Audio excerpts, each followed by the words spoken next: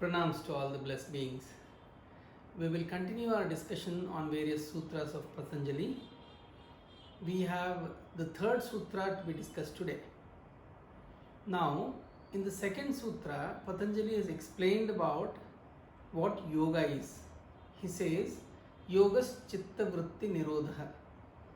That means cessation of all the fluctuations, thought patterns, or modulations of the mind is yoga. Coming to the third sutra, he now explains as to what is the consequence of chitta vritti nirodha. He says, tada drushtu swarupena avasthanam. Tada means at that time. At what time? When all the thought modulations have been stilled. Drushtu or drishta gets established or rests in his original form. Swarupa means original form. So, what does Patanjali mean when he says drishta gets settled or established in his original form? We have two words which need explanation in this sutra. The first word is the meaning of drishta, as to who drishta is, and the second is what is his swarupa or his true nature. We will explore these two concepts in today's discussion. We will first see the essence of this sutra through an example. We now compare the mind to the surface of a lake and thoughts to pebbles which are being thrown into the lake. When pebbles are thrown into the lake or thoughts enter or get created in the mind, it creates a splash and ripples on the surface of the lake. Similarly, the thoughts create ripples or waves or patterns of thoughts in the mind. Now this, when settles down and the surface of the lake becomes still, we look at our own reflection, we see the true reflection of ourselves. Similarly, when the thought patterns settle in the mind, we are able to see ourselves in our true nature. Now, here drishta means I. We will understand drishta in the following short story. Now, there was a student who was attracted by the pencil that his neighbor had got in the class. So, he steals the pencil when none were watching. And when that student who lost the pencil complained to the teacher, and the teacher asked everyone to check whether their bags had the pencil by mistake, everybody checks, including the student who has taken it. But he will not reveal that he had taken. Somebody has seen him taking that pencil. Who is that somebody? That somebody is residing in him, because there were no other witnesses for his act. Who is that person who has witnessed his own act? That is what we mean when we say drishta. There is a witness in us who is watching all that we are doing. It is called as Atma Sakshi. So we can call drishta as a witness. Now this drishta is called by various names in accordance to the kind of scriptures that we have seen. He is called Atma, he is called Jivatma, he is called individual soul, he is called knower, he is called the witness. Thus there are several names given to this word drishta. Now, in the process of understanding this concept of drishta and the swarupa of drishta, we depend upon the knowledge that is passed on to us from agama or the authorities or the sources of authorities. Which are these sources of authorities? We essentially have 5 sources of authorities. One is the Vedas and the Upanishads, then we have the Smritis, then we have the Puranas, then we have the Itihasas consisting of Ramayana and Mahabharata along with Bhagavad Gita, and then we have various texts written by Guru Jana. For example, Shankaracharya ji, Gaudapada Acharya ji. We have the literature from the Bhakti movement, Surdas, Kanakadas, Purandardas, and several other such gurus who have written various texts and expressed their thoughts about various subjects. Now, for the understanding of Drishta and the Swarupa, we will be relying on 2 sources. One is the Mandukya Upanishad and the other is Panchadashi written by Sri Vidyaranya Guruji. Through these 2 sources, we will try and understand what is the meaning of Drishta and his true nature. Now, human life exists in 3 spheres. One is when we are awake. When we are awake, we experience this world through the 5 sense organs, 5 karmendriyas or the organs of action, the 5 pranas called the pancha pranas, and then the antahkarana which consists of manasu, buddhi, ahankara and chitta. These 19 aspects within us help us experience the world outside. Now, this state of awakeness where we are aware of our body and our mind and we are experiencing the world is called as the wakeful state or the Jagrata Avastha. Now, the second state or the sphere in which we experience the world is Nidra Avastha or the sleep or the dream state. In the dream state, there is awareness of the mind, but there is less awareness or almost no awareness of the body. Now, here we experience dreams, and this state is experienced by us when we are not awake, and hence wakeful state and dream state are mutually exclusive.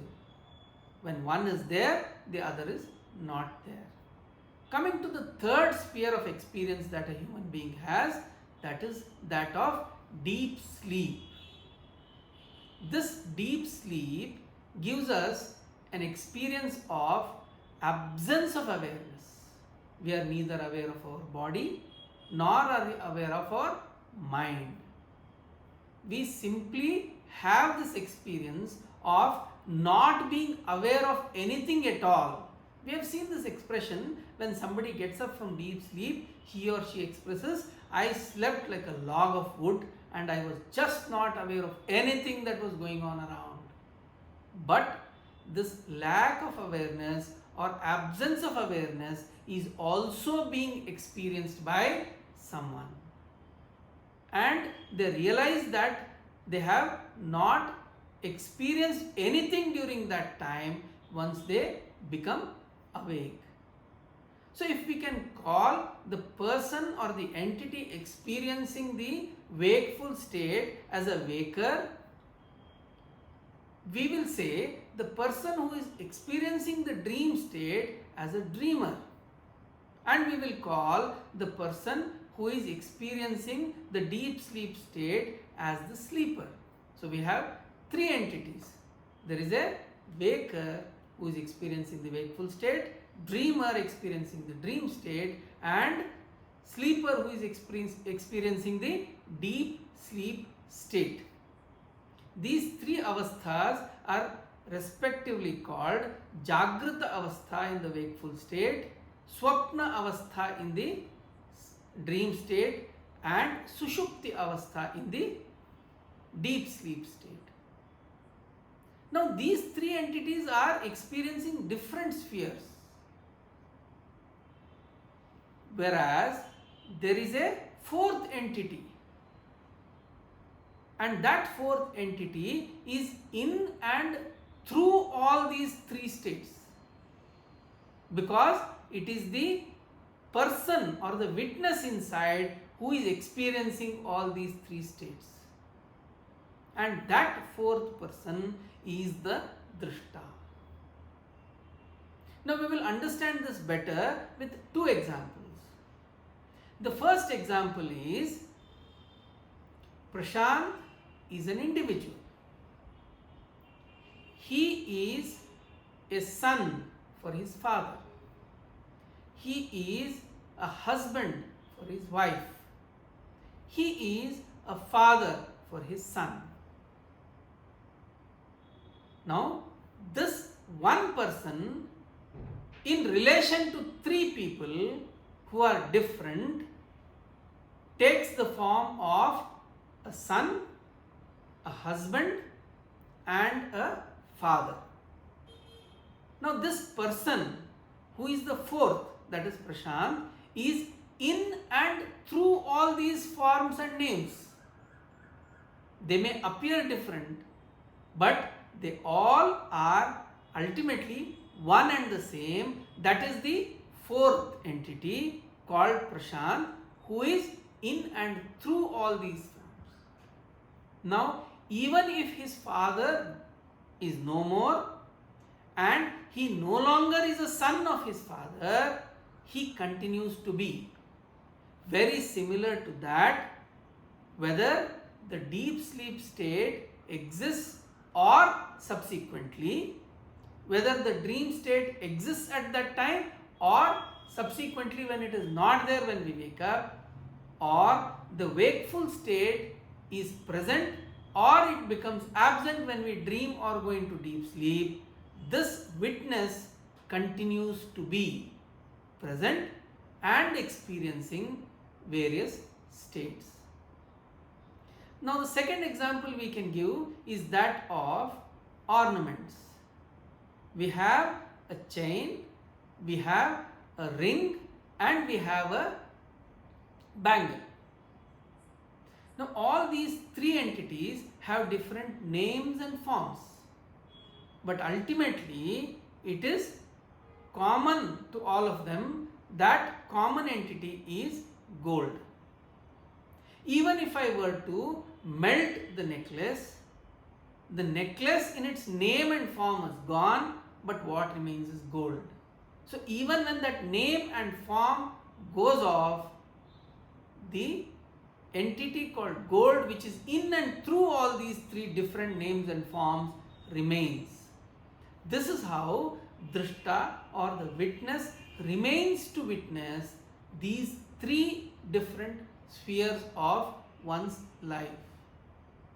Even when the body and mind perish after death, this witness is there, witnessing this life, and he is going to continue to witness the next life. He has been witnessing several thousand lifespans of ours. Now, so far, we have tried to understand who drishta is. We now know that there are three spheres of existence for a human life. Now, this existence in which one is awake and is experiencing the external world is the wakeful state or the Jagrata Avastha. This is called as external awareness or Bahish Prajnam, because the awareness is about the outside world. In the next sphere, when the person is dreaming, there is no awareness of the external world, but everything is happening within, and hence we call it Antah Prajnam. And then the third sphere of experience that we have is that of absence of any awareness, and that is called as Aprajnam. So we have Bahish Prajnam, we have Antah Prajnam, and then we have Aprajnam, representing the three spheres of experience.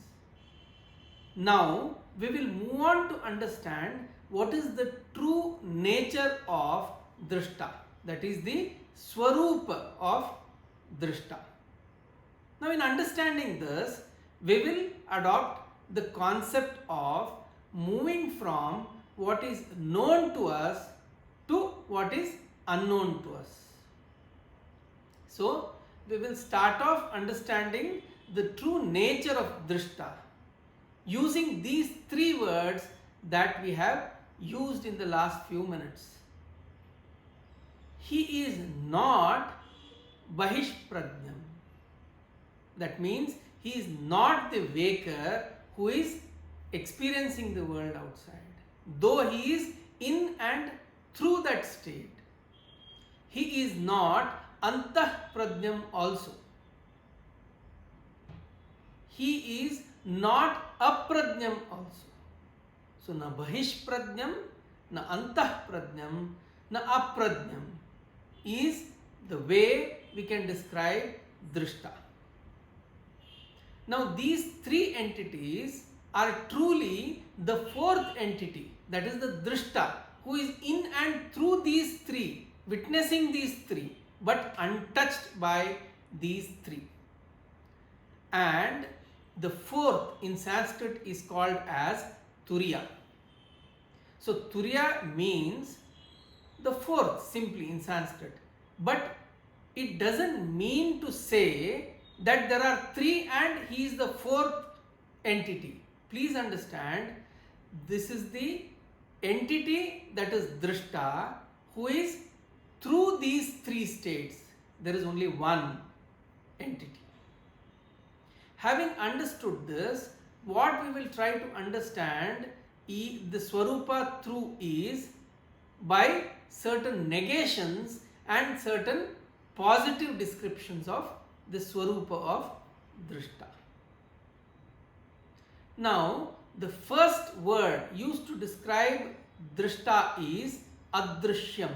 Drishta is adrishyam, something which cannot be sensed through our sense organs or jnanendriyas. Now, the second word used is agrahyam. Grahana means to catch hold of or to grip. Agrahyam means he cannot be grasped or gripped using the karmendriyas or the organs of action such as hand, legs, mouth, etc. Now he is achintyam. That means you cannot think of it through intellect and realize also. Why? Because he is alakshanam. He has no attributes. He is also avyavaharyam. You cannot transact him. You cannot transact this entity. Now he is also avyapadeshyam. That means he cannot be named or used in a language. Guru Shankaracharya says for any entity to be described or used in a language, there are 5 requirements. The first requirement is that it should have a jati or it should belong to a category or a species, living, non-living, animal, plant species, etc. It doesn't belong to any of this, so it has no jati. Second is it should have some guna or attributes. It has no gunas.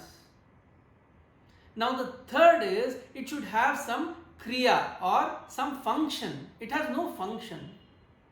The fourth is it should have a relation. It is related to that, similar to that, something of this sort. There is no sambandha or relation. And the fifth one is that it should have a rudhi. There should be a parampara or a rudhi or a practice of naming such things. There is no rudhi.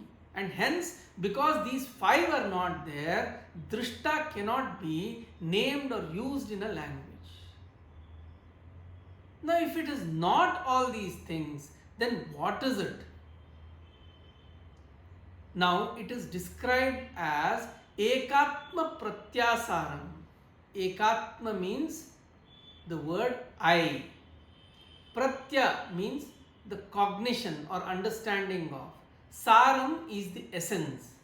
So how beautifully it is described as is, it is the essence of what is our understanding of I. Now it is Prapancha Upashanam. Prapancha is this world which is made up of 5 elements. That is the Akash or the space, Vayu or the air, Agni or the fire, Jala or the water, and Kshiti or the earth.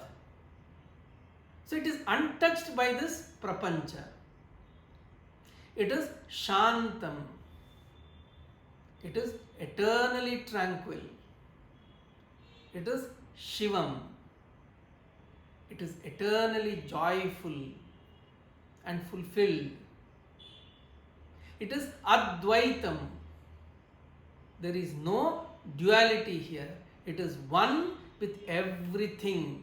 That is called creation.